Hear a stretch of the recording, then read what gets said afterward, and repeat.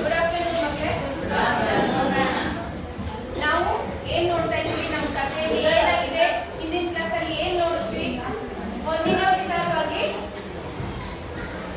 ಕಡೆ ಅಷ್ಟು ಜಾಗ ಇದೆ, ಒಂದು ಜಾಗ ಇದೆ. ಹಾ, ಏನ್ ನೋಡಿದ್ವಿ ಮಕ್ಕಳೇ ನಾವು? ಒಬ್ರು ಹೇಳಿ ಕೇಳಪ್ಪ. ಹೊನ್ನಿಗಾಗಿ ಪಂಚಾಯಿತಿ, ಹೊನ್ನಿನ ವಿಚಾರವಾಗಿ ಒಂದು ಪಂಚಾಯಿತಿ ನಡೀತಿತ್ತು, ಹೌದಲ್ವಾ? ಅದರಲ್ಲಿ ಕೊನೆಯದಾಗಿ ಅಂತಿಮವಾಗಿ ಶಾಂತಲೆ ಅವರು ಒಂದು ತೀರ್ಪನ್ನ ಕೊಟ್ಟಿದ್ದಾರೆ. ಏನಂತ ತೀರ್ಪು ಕೊಟ್ಟಿದ್ದಾರೆ? ಯಾರು ಹೇಳ್ತೀರಾ?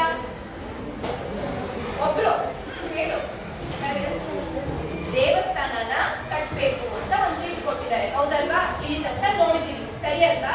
ಹಾಗಾದ್ರೆ ಇವತ್ತಿನ ಪಾಠ ಸ್ಟಾರ್ಟ್ ಮಾಡೋಕ್ಕಿಂತ ಮುಂಚೆ ಎಲ್ಲ ಈ ಕಡೆ ನೋಡಿ, ಈ ಚಾರ್ಟ್ ಕಡೆ ಒಂದ್ಸಲ ಕಾಣಿಸ್ತಿದ್ಯಾ? ಲಾಸ್ಟ್ ಬೆಂಚಿಗೆ ಅಕ್ಷರ ಕಾಣಿಸ್ತಿದ್ಯಾ? ಕಾಣಿಸ್ತಿದ್ಯೇನೋ? ರೆಡ್ ಶರ್ಟ್ ಕಾಣಿಸ್ತಿದ್ಯಾ? ಇಲ್ಲಿ ನೋಡು, ಬೋರ್ಡ್ ಕಡೆ ನೋಡು ಅಂತ ಹೇಳ್ತೇನೆ ನಾನು. ಕಾಣಿಸ್ತಿದ್ಯಾ? ಎದ್ದಿನ್ಕೋ ನೀನೆ. ಏನ್ ಬರ್ತಿದೆ ಫಸ್ಟು? ಎರಡನೇ ದೇವರಾಯ, ಹೌದಲ್ವಾ ಮಕ್ಕಳೇ? ನಾನು ಈ ಕಡೆ ನಮ್ಮ ರಾಜರುಗಳ ಹೆಸರನ್ನ ಬರ್ದಿದ್ದೀನಿ, ಸರಿನಾ? ಈ ಕಡೆ ಅವರು ನಿರ್ಮಿಸಿರುವಂತಹ ದೇವಾಲಯಗಳ ಹೆಸರನ್ನ ಬರ್ದಿದ್ದೀನಿ, ಸರಿನಾ? ಈಗ ನೀವೇನ್ ಮಾಡ್ಬೇಕು? ಏನ್ ಮಾಡ್ಬೇಕು? ಹೊಂದಿಸಿ ಬರಿಬೇಕು, ಹೌದಲ್ವಾ? ಈಗ ಫಸ್ಟ್ ಅವನೇ ಹೇಳ್ತಾರೆ.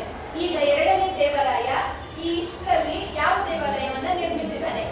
ಬೇರೆ ಯಾರಾದ್ರೂ ಗೊತ್ತಿದ್ರು ಕೈ ಎತ್ಬೋದು. ಯಾವ ದೇವಾಲಯ ನಿರ್ಮಿಸಿರ್ಬೋದು? ಹಂಪಿ. Very good. ಯಾವುದು? ಎರಡನೇ ಗೆಸ್ ಮಾಡ್ದ? ನಿಮ್ ಮುಖ ನೋಡ್ರೆ ಗೊತ್ತಾಗ್ತದೆ ಗೆಸ್ ಮಾಡ್ದೆ.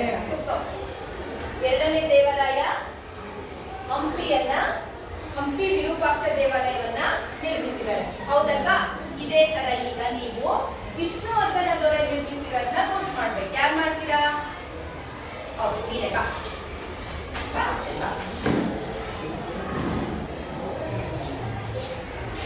ಫಸ್ಟ್ ಹೇಳು, ನಿನ್ ಫ್ರೆಂಡ್ಸಿಗೆ ಗೊತ್ತಾಗೋ ತರ. ಯಾವ್ದಂತೆ? ವಿಷ್ಣುವರ್ಧನ ದೊರೆ ನಿರ್ಮಿಸಿರುವಂತಹ ದೇವಾಲಯ ಬೇಲೂರು ಚೆನ್ನಕೇಶವ ದೇವಾಲಯ. ನೆಕ್ಸ್ಟ್ ಯಾರು?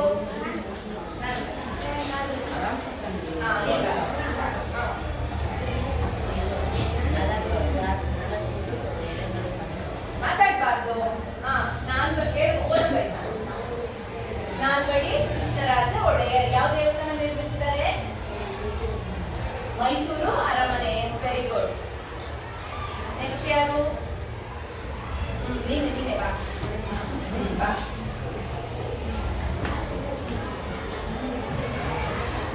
ಹೋಗ್ಬೇಕು.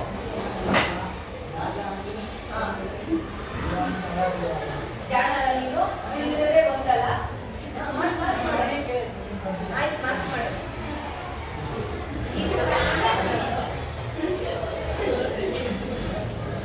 ಸರಿ, ಗೊತ್ತಾಯ್ತಲ್ವಾ? ಹೀಗೆ ರಾಜರುಗಳು ದೇವಾಲಯಗಳನ್ನ ನಿರ್ಮಿಸಿದ್ದಾರೆ.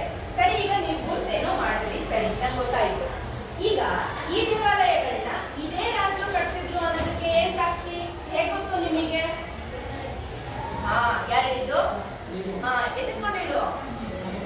ಕೆತ್ತನೆಗಳನ್ನ ನೋಡಿ ಕಂಡಿಡಿದ್ವಿ. ಹೌದು, ವೆರಿ ಗುಡ್. ಮತ್ತಿನ್ನೇನ್ರಿಂದ ಕಂಡಿಡಿಬಹುದು? ದೇವಾಲಯಗಳು. ಅದೇ ದೇವಾಲಯಗಳು ಅವರೇ ಮಾಡಿದ್ರು, ಅವರೇ ಮಾಡಿದ್ರು, ನಿರ್ಮಿಸಿದ್ರು ಅನ್ನೋದಕ್ಕೆ ಏನ್ ಸಾಕ್ಷಿ?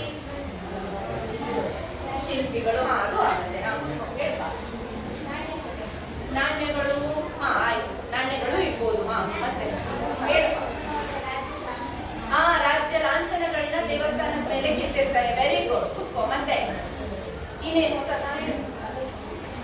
ಅವ್ರ ಕಲೆ, ಅಲ್ಲಿ ಕೆತ್ತಿರುವಂತಹ ವಾಸ್ತುಕಲೆನ ನೋಡಿ ಕೂಡ ಮಾಡ್ಬೋದು, ಹೌದಲ್ವಾ ಮಕ್ಕಳೇ? ಇದೆಲ್ಲಕ್ಕಿಂತ ಮುಖ್ಯವಾಗಿ ಯಾವ್ದಾದ್ರು ಒಂದು ಸ್ಥಳವನ್ನ ನಾವು ನಿರ್ಮಿಸಿದ್ದಾರೆ, ಅದ್ ಯಾರು ನಿರ್ಮಿಸಿದ್ರು ಅಂತ ನಾವು ತಿಳ್ಕೊಬೇಕಂದ್ರೆ ಮುಖ್ಯವಾಗಿ ಬೇಕಾಗಿರೋದು ಶಾಸನ.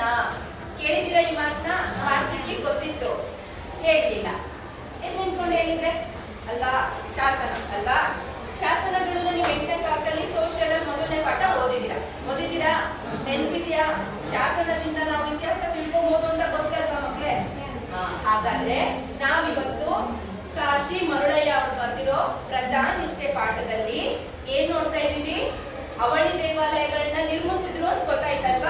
ದೇವಾಲಯಗಳಿಗೆ ಏನಂತ ನಾಮಕರಣ ಮಾಡಿದ್ರು, ಮತ್ತೆ ಆ ದೇವಾಲಯದಲ್ಲಿ ಯಾರ ಹೆಸರಿಗೆ ಶಾಸನವನ್ನ ಕೆತ್ತಿಸಿದ್ರು ಅನ್ನೋದ್ರ ಬಗ್ಗೆ ನಾವು ಇವತ್ತಿನ ತರಗತಿಯಲ್ಲಿ ತಿಳ್ಕೊಳ್ಳೋಣ.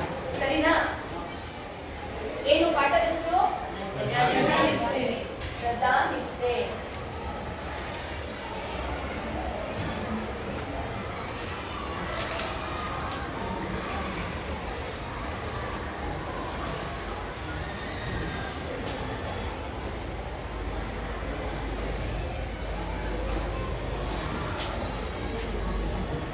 ಎಲ್ಲ ಬುಕ್ ಓಪನ್ ಮಾಡಿ ಮಕ್ಕಳೇ. Page number 5. Page number 5. ಮಾತಾಡ್ಬಾರ್ದಕ್ಕೆ ತೆಗೆದುಕೊಂಡ್ರ ಆದರೆವರೆಗೂ ನಿಲ್ಸಿದ್ವಿ ಅಲ್ವಾ? ಈಗ ಅಲ್ಲಿಂದ ಒಂದ್ ಲೈನ್ ಮೇಲ್ ನೋಡ್ಕೊಳ್ಳಿ. ಅಂತಹ ಅಂತಿದೆಯಲ್ವಾ, ಅಲ್ಲಿಂದ ನೋಡ್ಕೊಳ್ಳಿ. ಸಿಗ್ತಾ ಎಲ್ಲರಿಗೂ? ಅಂತಹ ಒಂದು ಕಲಾಪೂರ್ಣ ದೇವಾಲಯಕ್ಕಾಗಿ ಈ ಹೊನ್ನು ವಿನಿಯೋಗವಾಗಲಿ. ಆದರೆ ಒಂದು ಮಾತು, ಏನು ತಾಯಿ? ಕೇತಮಲ್ಲ ನಾಯಕರು ನಮಗೆಲ್ಲರಿಗೂ ಹಿರಿಯರು, ಪಿತೃ ಸಮಾನರು. ಮುಂದೆ ದ್ವಾರ ಸಮುದ್ರದಲ್ಲಿ ನಿರ್ಮಾಣವಾಗುವ ಅವಳಿ ದೇವಾಲಯಗಳು ಅವರ ಹೆಸರಿನಲ್ಲಿಯೇ ನಿರ್ಮಾಣವಾಗಲಿ. ಶ್ರೀ ಕೇತಮಲ್ಲ ನಾಯಕರ ಹೆಸರಿನಲ್ಲೇ ಒಂದು ಶಿಲಾಶಾಸನ ಸಾಕ್ಷೀಕರಿಸಲಿ. ಕೇತಮಲ್ಲ ನಾಯಕ ಏನೋ ಹೇಳ ಹೊರಟ, ಆದರೆ ಬನದಮ್ಮನಹಳ್ಳಿಯ ಜನ ಬಿಡಲಿಲ್ಲ. ಮಹಾತಾಯಿ, ಹಾಗೆಯೇ ಆಗಲಿ, ಕೇತಮಲ್ಲಪ್ಪನ ಹೆಸರಿನಲ್ಲೇ ಕಟ್ಟೋಣವಾಗಲಿ ಎಂದು ಒಕ್ಕೊರಲಿನಲ್ಲಿ ಕೂಗಿದರು. ಜೊತೆಯಲ್ಲಿ ಮತ್ತೊಂದು ಕೂಗು, ಕಟ್ಟುವ ದೇವಾಲಯಗಳು ಹೊಯ್ಸಳೇಶ್ವರ, ಶಾಂತಲೇಶ್ವರ ಎಂದಿತು. ಹೌದು, ಹೊಯ್ಸಳೇಶ್ವರ, ಶಾಂತಲೇಶ್ವರರಿಗೆ ಜಯವಾಗಲಿ ಎಂದು ಘೋಷಿಸಿತು ಸಾಸಲು ಬನದಮ್ಮನಹಳ್ಳಿಯ ಭಾಗ್ಯವಂತ ಜನತೆ. ಅತ್ತಿಗೆ ಮೈದುನರು ತಮ್ಮ ತಮ್ಮ ಕುದುರೆಗಳನ್ನೇರಿದರು. ಸಾಸಲು ಬನದಮ್ಮನ ಹಳ್ಳಿಯ ಜನತೆ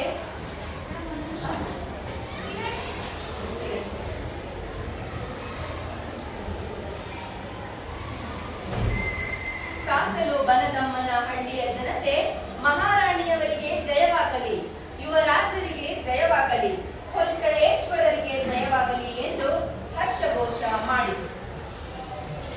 ಓದಿದ್ರ? ನೋಡ್ಕೊಂಡ್ರ? ಓದ್ಬೇಕಲ್ಲ ಈಗ? ಓದು.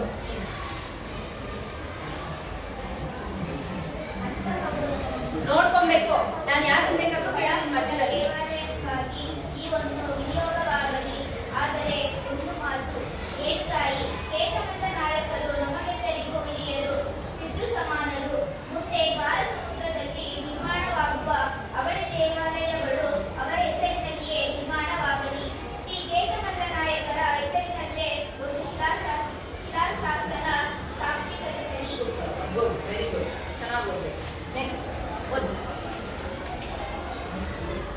ಕೇತಮಲ್ಲ ನಾಯಕರು ನಮಗೆಲ್ಲರಿಗೂ ಹಿರಿಯರು, ಪಿತೃ ಸಮಾನರು. ಮುಂದೆ ದ್ವಾರ ಸಮುದ್ರದಲ್ಲಿ ನಿರ್ಮಾಣವಾಗುವ ಅವಳಿ ದೇವಾಲಯಗಳನ್ನು ಅವರ ಹೆಸರಿನ ನಿರ್ಮಾಣವಾಗಲಿ. ಶ್ರೀ ಕೇತಮಲ್ಲ ನಾಯಕರ ಹೆಸರಿನಲ್ಲಿಯೇ ಶಿಲಾಶಾಸನ ಸಾಕ್ಷೀಕರಿಸಲಿ. ಕೇತಮಲ್ಲ ನಾಯಕ ಏನೋ ಅಳ ಹೋರಾಟ ಹೇಳ ಹೊರಟ, ಆದರೆ ಬನದಮ್ಮನಹಳ್ಳಿಯ ಜನ ಬಿಡಲಿಲ್ಲ.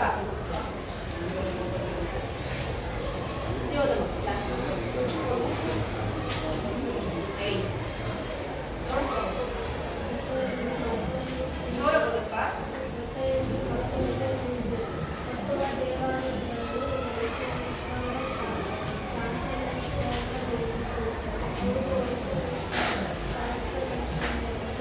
ಜೋರಾಗಿ ಕೇಳ್ತಾ ಇಲ್ಲ, ಚೂರು ಜೋರ.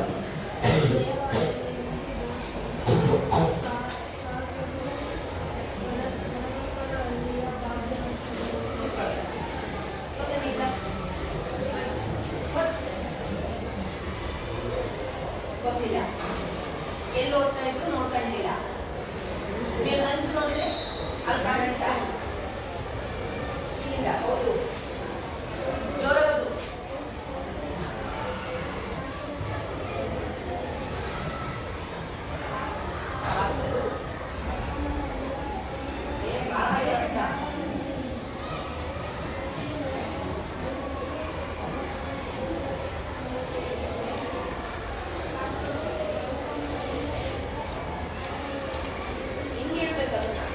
ಓದ್ಬೇಕು. ಜೋರಾಗಿ.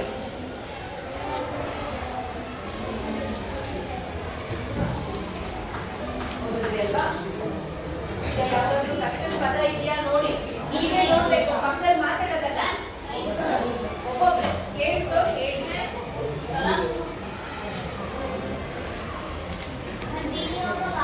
ಬರ್ಕೊಂತಾನು ಇರ್ಬೇಕು, ನೋಡ್ತಾ ಕೂರೋದಲ್ಲ. ನಾನು ಬರೀತಾ ಇದ್ದಂಗೆ ಪದಗಳ ಆಸೆ ಹೋಗ್ಬೇಕು.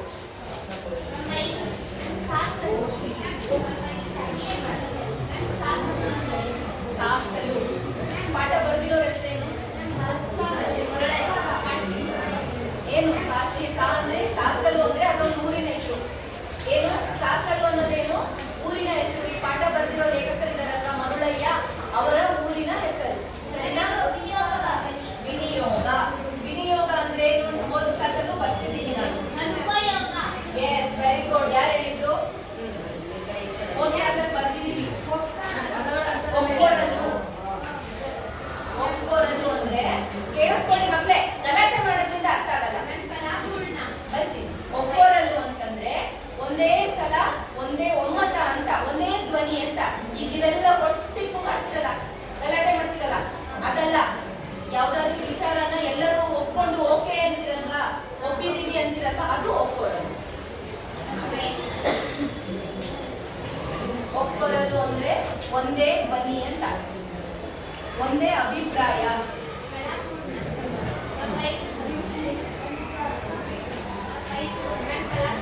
ಪಿತೃ ಕಲಾಪೂರ್ಣ. ಕಲೆ ಅಂದ್ರೆ ಏನು? ನೆನ್ನೆ ಹೇಳಿದ್ದೆ ಅಲ್ವಾ? ಏನು ಕಲೆ ಅಂದ್ರೆ? ಟ್ಯಾಲೆಂಟ್. ಹೌದಲ್ವಾ? ಕಲಾಪೂರ್ಣ ಅಂತಂದ್ರೆ ನಮ್ಮ ಪ್ರತಿಭೆ ಪೂರ್ಣವಾಗಿ ದೊರಕಿರೋದು ಅಂತ, ಎಲ್ಲಾ ತರದ ಕಲೆಗಳನ್ನ ಒಳಗೊಂಡಿರುವಂತಹ ಒಂದು ಸ್ಥಳ, ಕಲಾಪೂರ್ಣ ಸ್ಥಳ ಅಂತ ಇದೆ ಬುಕ್ಕಲ್ಲಿ ಅಲ್ವಾ? ಕಲಾಪೂರ್ಣ ದೇಗುಲ ಏನು? ಎಲ್ಲಾ ಕಲೆಗಳನ್ನ ಪ್ರೋತ್ಸಾಹಿಸುವ ಜಾಗ. ಅಲ್ಲಿ ಹಾಡಿಗೆ, ನೃತ್ಯಕ್ಕೆ, ವಾಸ್ತುಶಿಲ್ಪಕ್ಕೆ ಎಲ್ಲದಕ್ಕೂ ಪ್ರೋತ್ಸಾಹ ಸಿಗುವಂತ ಜಾಗ. ಏನದು? ಕಲಾಪೂರ್ಣ. ಸರಿ, ಅರ್ಥ ಆಯ್ತಾ? ಶಾಸನ. ಪಿತೃ ಅಂದ್ರೇನು? ಗೊತ್ತು ಎಲ್ಲರಿಗೂ. ಓಕೆ, ಏನಪ್ಪ? ತಪ್ಪಲ್ಲ. ಅವಳಿ ಅಂದ್ರೆ ಜೋಡಿ. Yes, very good. ಜೋಡಿ, ಒಂದೇ ತರದ್ದು. ಹೌದು, ಶಿಲಾಶಾಸನ. ಮತ್ತೆ ಶಿಲಾಶಾಸನ. ಶಿಲಾಶಾಸನ. ಎಸ್, ಶಿಲಾಶಾಸನ ಅಂತಂದ್ರೆ ಮಕ್ಕಳೇ, ಶಿಲೆ ಅಂದ್ರೆ ಏನು? ಫಸ್ಟ್ ಶಿಲೆ, ಶಾಸನ ಎರಡು ಪದ ಇದೆ ಅಲ್ವಾ? ಹಾಗಾದ್ರೆ ಫಸ್ಟ್ ಶಿಲೆ ಅಂದ್ರೆ ಏನು ಅಂತ ನೋಡೋಣ. ಶಿಲೆ ಅಂದ್ರೆ ಏನು? ಅದು ಮೂರ್ತಿ. ಹೌದು, ಕೆತ್ತಿ ಎಲ್ಲ ರೆಡಿ ಆದ್ಮೇಲೆ ಅದೊಂದು ಮೂರ್ತಿ. ಕೆತ್ತಕ್ಕಿಂತ ಮುಂಚೆ ಇರುತ್ತಲ್ವಾ ಕಲ್ಲು ಅಲ್ವಾ? ಕಲ್ಲನ್ನ ನಾವು ಶಿಲೆ ಅಂತ ಕರಿತೀವಿ. ಶಾಸನ ಅಂದ್ರೆ ಕಲ್ಲಿನ ಮೇಲೆ ನಾವು ಚಿತ್ರನೂ ಕೆತ್ತಿರ್ತೀವಿ, ಅದನ್ನ ವಾಸ್ತುಶಿಲ್ಪ ಅಂತೀವಿ. ಶಾಸನಕ್ಕೂ ವಾಸ್ತುಶಿಲ್ಪಕ್ಕೆ ಏನ್ ವ್ಯತ್ಯಾಸ ಹಂಗಾದ್ರೆ? ಬರವಣಿಗೆ ರೂಪದಲ್ಲಿದ್ರೆ ಅದೇನು? ಶಾಸನ. ಹೌದಲ್ವಾ? ಚಿತ್ರದ ರೂಪದಲ್ಲಿದ್ರೆ ಕಲೆ, ವಾಸ್ತುಶಿಲ್ಪ ಅಂತೀವಲ್ವಾ, ಅದು.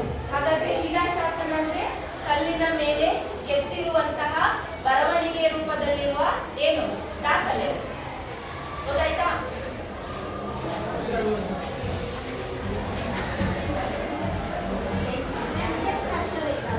ಏನಪ್ಪಾ? ಈ ತರ ಇರಲ್ಲ, ಹಳೆಗನ್ನಡದಲ್ಲಿ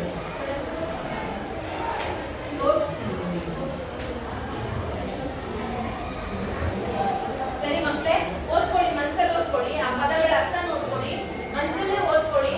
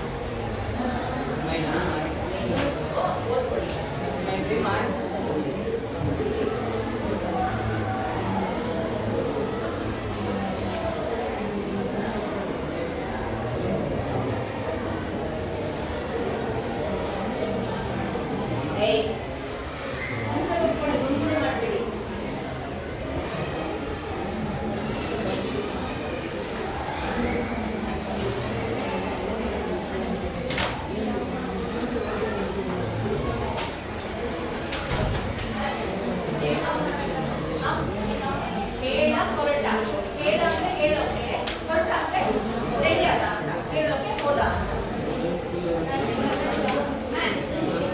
ಏನ್ವಾ? ಸರಿ ಓದ್ತಾ.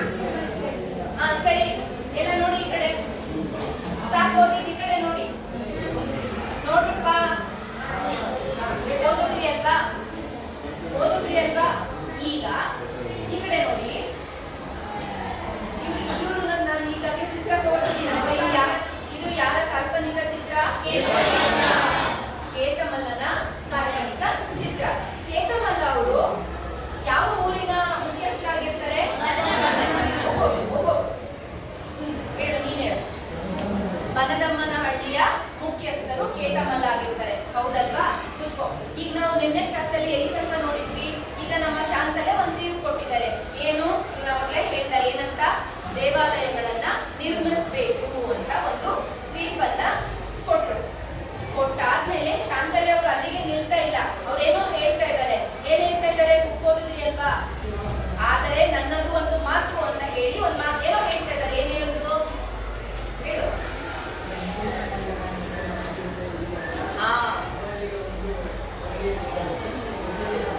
ಕಟ್ಟಬೇಕು. Very good.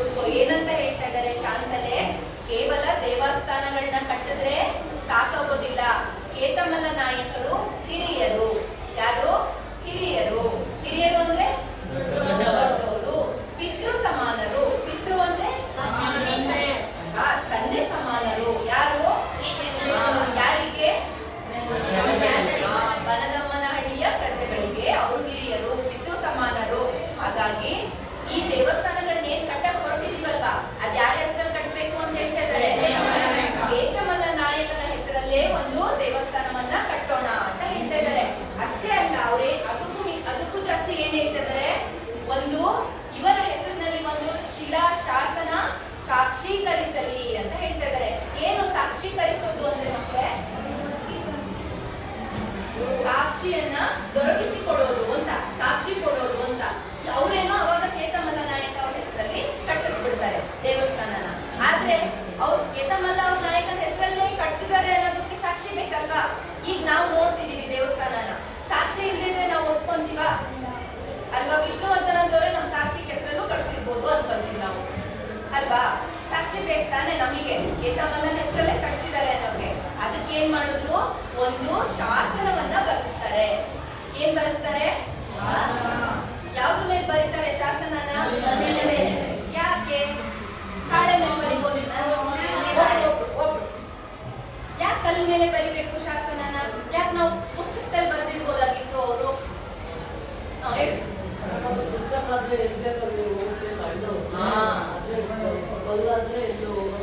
ಅಲ್ವಾ? ನೋಡಿ, ಒಳ್ಳೆ ಆನ್ಸರ್. ಏನು? ಕಲ್ಲಿನ ಮೇಲೆ ಬರೆದ್ರೆ ಏನಾಗಲ್ಲ, ಅದು ಅಷ್ಟು ಸುಲಭವಾಗಿ ನಾಶ ಮಾಡೋದಕ್ಕೆ ಸಾಧ್ಯನೇ ಆಗೋದಿಲ್ಲ, ಹೌದಲ್ವಾ ಮಕ್ಳೇ? ಅದಕ್ಕೋಸ್ಕರ ಶಾಸನಗಳನ್ನ ಏನಕ್ಕೆ ಕೆತ್ತಿಸ್ತಿದ್ರು? ಕಲ್ಮೇಲೆ ಕೆತ್ತಿಸ್ತಿದ್ರು, ಹೌದಾ? ನೀವೀಗ ನಿಮ್ ಶಾಲೆಯಲ್ಲೂ ಕೆಳಗಡೆ ನೋಡಿದೀರಾ? ನಿಮ್ ಸ್ಟೇಜ್ ಹತ್ರ ನೋಡಿಲ್ವಾ? ಗ್ರಾನೈಟ್ ಅಲ್ಲಿ ಬರ್ದಿರ್ತಾರೆ ಗೊತ್ತಾ? ಇವರ ಗೌರವಾರ್ಥ. ಯಾಕೆ? ಅಲ್ವಾ? ನೋಡಿದೀರಾ? ಎಲ್ಲ ಗಮನಿಸಿದೀರಾ? ಅದನ್ನ ಯಾಕೆ ಬರ್ದಿರ್ತಾರೆ? ಅದು ಶಾಸನ ಅಲ್ಲೇ ಇರ್ಬೋದು, ಆದ್ರೆ ಬಹಳ ಕಾಲಗಳವರೆಗೆ ಅದು ಉಳಿಲಿ. ಒಬ್ಬ ವ್ಯಕ್ತಿ ಹೆಸರು, ಯಾರು ದಾನ ದೇಣಿಗೆ ನೀಡಿರ್ತಾರೆ, ಹೌದಲ್ವಾ? ಅದನ್ನ ಏನ್ ಮಾಡ್ತಾರೆ? ಕೆತ್ತಿಸಿ ಬರೆದು ಇಡ್ತಾರೆ. ಯಾವ ಕಾರಣಕ್ಕೆ ಅಂತ ಗೊತ್ತಾಯ್ತಲ್ವಾ? ಅದು ಉಳಿಬೇಕು, ಮುಂದಿನ ಪೀಳಿಗೆಗೂ ಅದು ಏನು ತಲುಪಬೇಕು, ಹೌದಲ್ವಾ? ಅದಕ್ಕೋಸ್ಕರ ಶಾಂತಲೆ ಏನಂದ್ರು? ಕೇತಮಲ್ಲ ನಾಯಕನ ಹೆಸರಲ್ಲಿ ಶಾಸನನ ನಿರ್ಮಿಸಬೇಕು ಅಂತ ಫೈನಲ್ ಆಗಿ ಒಂದೇನ್ ಕೊಟ್ರು? ತೀರ್ಪು ಕೊಟ್ರು. ಸರಿನಾ? ತೀರ್ಪೇನೋ ಕೊಟ್ರು. ಆದ್ರೆ ಕೇತಮಲ್ಲ ನಾಯಕನು ಏನು ತುಂಬಾ ಇದಲ್ವಾ? ಏನು ನ್ಯಾಯವಾದಿ ಅಲ್ವಾ? ಅವ್ರೇನಂದ್ರು? ಏನೋ ಹೇಳಕ್ ಹೊರಟ್ರು, ಆದ್ರೆ ಬಿಡ್ಲಿಲ್ಲ. ಯಾರು? ಜನಗಳು ಬಿಡ್ಲಿಲ್ಲ. ಏನ್ ಮಾಡಿದ್ರು? ಅವರು ಜೈಕಾರ ಹಾಕಕ್ ಶುರು ಮಾಡ್ಬಿಟ್ರು. ಏನಂತ ಜೈಕಾರ ಹಾಕಿದ್ರು? ಆಗ್ಲಿ ಮಹಾತಾಯಿ, ನಾವು ಕೇತಮಲ್ಲ ಅವರ ಹೆಸರಲ್ಲೇ ದೇವಸ್ಥಾನವನ್ನ ಕಟ್ಟೋಣ ಅಂತ ಎಲ್ಲ ಜನರು ಏನಂದ್ರು? ಜೈಕಾರ ಹಾಕಿದ್ರು, ಹೌದಲ್ವಾ? ಈಗ ಅವಾಗಾದ್ರೆ ನೋಡಿ, ಕೇತಮಲ್ಲ ನಾಯಕ ಅವರಿಗೆ ಎಷ್ಟು ರೆಸ್ಪೆಕ್ಟ್ ಮಾಡ್ತಿದ್ರು ಜನ ಅಂತ ಗೊತ್ತಾಗುತ್ತಲ್ವಾ?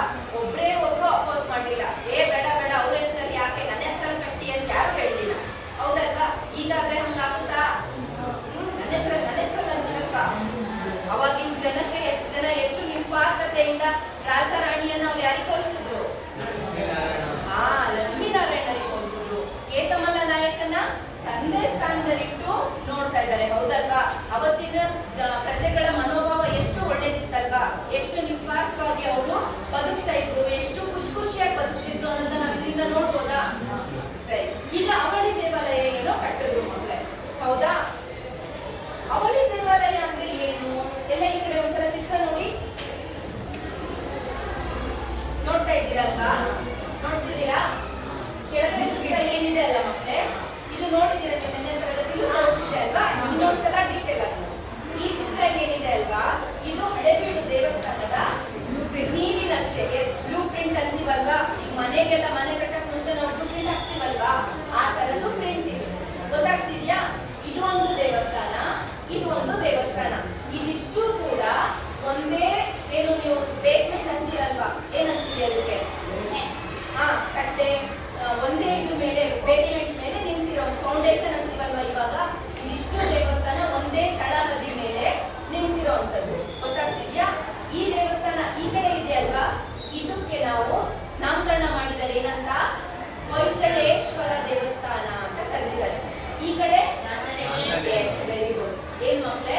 ಹೊಯ್ಸಳೇಶ್ವರ. ಬಿಡಿಸಿ ಹೇಳ್ಬೇಕು, ಯಾರು ಹೇಳ್ತೀರಾ? ಒಬ್ರೆ ಹೊಯ್ಸಳೇಶ್ವರ ಬಿಡಿಸಿ ಎರಡೇ ಮಾಡ್ತಾರೆ, ಒಬ್ರೆ. ಸ್ವಲ್ಪ ತಪ್ಪಾಯ್ತು, ಸರಿ, ಸ್ವಲ್ಪ ತಪ್ಪಾಯ್ತು. ಯಾರು ಸರಿ ಮಾಡಿ ಹೇಳ್ತೀರಾ? ಹೇಳು, ನೀನ್ ಹೇಳು. ಹೊಯ್ಸಳ ಪ್ಲಸ್ ಈಶ್ವರ, ಹೊಯ್ಸಳೇಶ್ವರ, ಹೌದಲ್ವಾ? ಇನ್ನೊಂದು ದೇವಸ್ಥಾನ ಕೂತ್ಕೊಳಪ್ಪ. ಇನ್ನೊಂದು ದೇವಸ್ಥಾನಕ್ಕೆ ಏನಲ್ಲ? ಶಾಂತಲೇಶ್ವರ. ಬಿಡಿಸಿ ಹೇಳ್ಬೇಕಲ್ಲ, ಹೇಳಪ್ಪ. ಗಲಾಟೆ ಮಾಡಬಾರ್ದು. ಶಾಂತಲ, ಶಾಂತಲ ಪ್ಲಸ್ ಈಶ್ವರ, ಶಾಂತಲೇಶ್ವರ. ಮಕ್ಕಳೇ ಒಂದು ಗಮನಿಸಿ, ಇದೆರಡು ಇದೆ ಅಲ್ವಾ, ಇದು ಗುಣಸಂಧಿಗೆ ಉದಾಹರಣೆಗಳಾಗ್ತವೆ. ಯಾವ ಸಂಧಿ? ನೆಕ್ಸ್ಟ್ ತರಗತಿಗಳಲ್ಲಿ ವ್ಯಾಕರಣ ಮಾಡ್ತಾರಲ್ವಾ, ಕನ್ನಡ ಗ್ರಾಮರ್ ಮಾಡುವಾಗ ಹೀಗಂದ್ರೆ ಏನು ಅಂತ ಡೀಟೇಲ್ ಆಗಿ ಹೇಳ್ತಾರೆ, ಸರಿನಾ? ಉದಾಹರಣೆಗಳನ್ನ ನೆನ್ಪಿಟ್ಕೊಂಡಿರ್ಬೇಕು. ಗುಣಸಂಧಿ ಮಾಡುವಾಗ ಹೇಳಿ ಉದಾಹರಣೆ ಅಂದ್ರೆ ಈ ಎರಡು ಹೆಸರು ನೆನ್ಪಿಡ್ಬೇಕು ನಿಮಗೆ, ಸರಿನಾ? ನೆನ್ಪಿಟ್ಕೊಬೇಕು. ಈಗ ಯಾಕೆ ಹೊಯ್ಸಳೇಶ್ವರ ಶಾಂತಲೇಶ್ವರ ಅಂತ ಹೆಸರಿಡ್ಬೇಕಾಗಿತ್ತು? ಯಾಕಿಟ್ರು? ಯಾಕೆ? ಅಲ್ವಾ, ಅವ್ರು ಏನಂದ್ರು?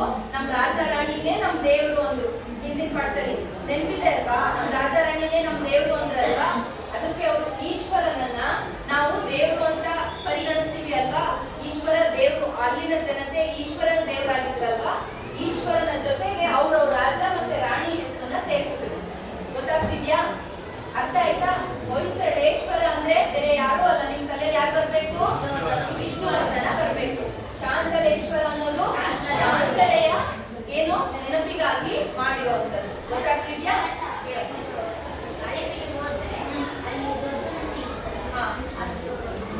ಇದೆ ನೋಡಿ, ಇಲ್ಲಿ ನೋಡಿ ಎಲ್ಲ, ಇಲ್ಲಿ ಈ ಜಾಗ ಕಾಣಿಸ್ತಿದೆ ಅಲ್ವಾ?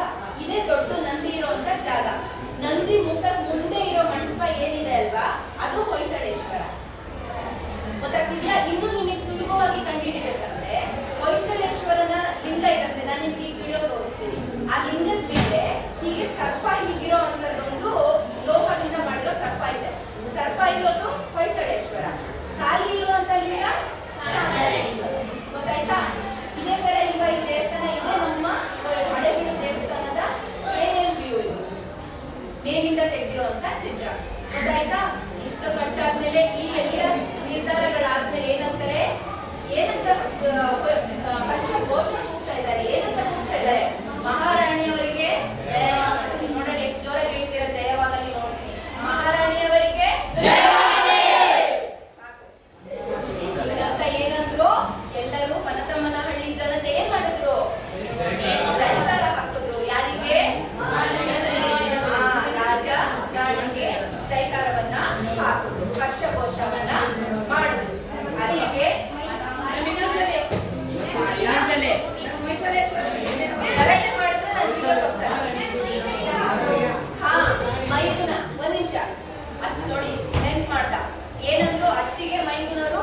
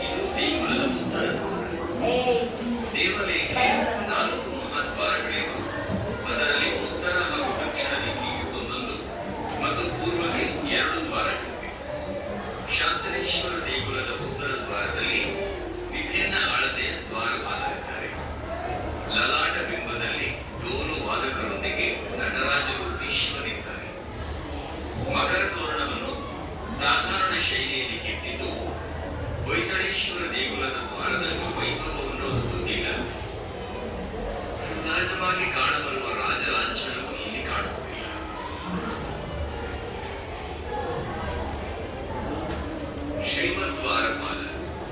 ದ್ವಾರದ ಇಬ್ಬದಿಯಲ್ಲಿ ದ್ವಾರಪಾಲಕರಿದ್ದು ಅವರ ಕೈಗಳು ಶಿಥಿಲಗೊಂಡಿವೆ.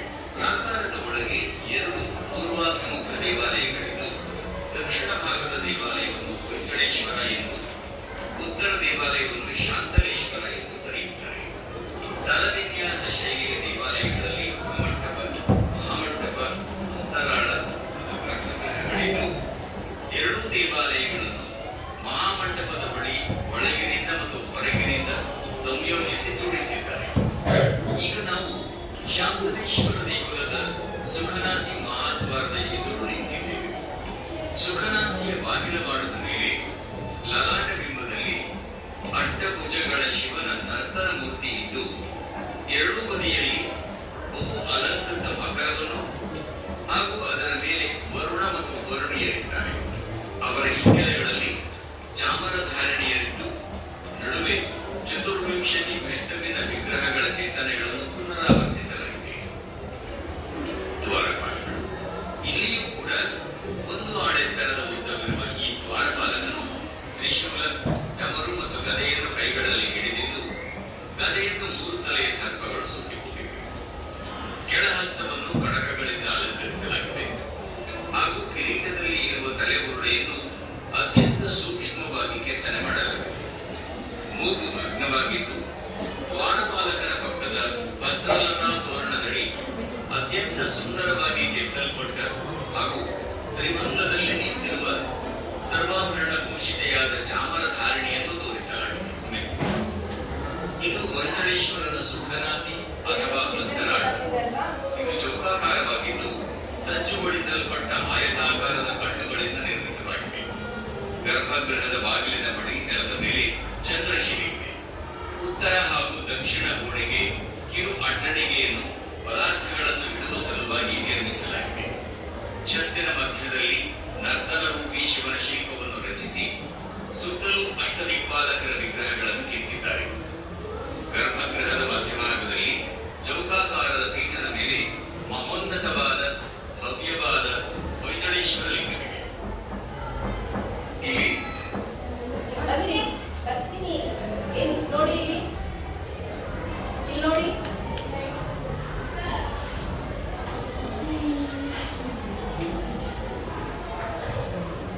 DG tour.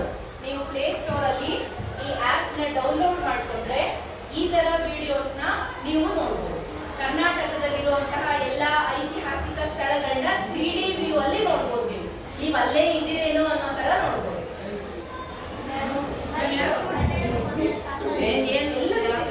ಬೇಲೂರು ದೇವಸ್ಥಾನ, ಹಳೇಬೀಡು, ಹಂಪಿ, ಬಾದಾಮಿ, ಐಹೊಳೆ, ಪಟ್ಟದಕಲ್ಲು ಎಲ್ಲದೂ ನಿಮಗೆ ಈ ಒಂದು ಆಪ್ ಅಲ್ಲಿ ಸಿಗುತ್ತೆ. ನೀವು ಇದನ್ನ ಪ್ಲೇ ಸ್ಟೋರ್ ಅಲ್ಲಿ ಡೌನ್ಲೋಡ್ ಮಾಡ್ಕೊಂಡು ನೋಡ್ಬೋದು. ಕನ್ನಡದಲ್ಲೇ ಇದೇ ತರ ವಿವರಣೆನ ಅವ್ರು ಕೊಡ್ತಾರೆ.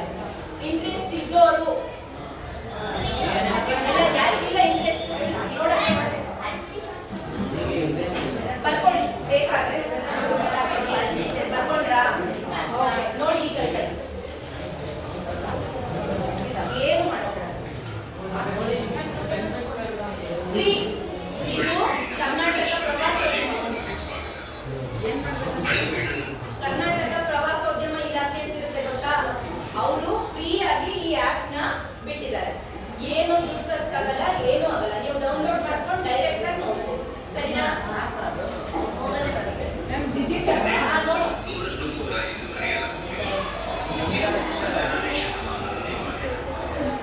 ಹೊಯ್ಸಳೇಶ್ವರ ದೇವಾಲಯದಲ್ಲಿಯೇ ಸುಮಾರು 39ಕ್ಕೂ ಹೆಚ್ಚಿನ ಶಾಸನಗಳು ಲಭ್ಯವಿದ್ದರೂ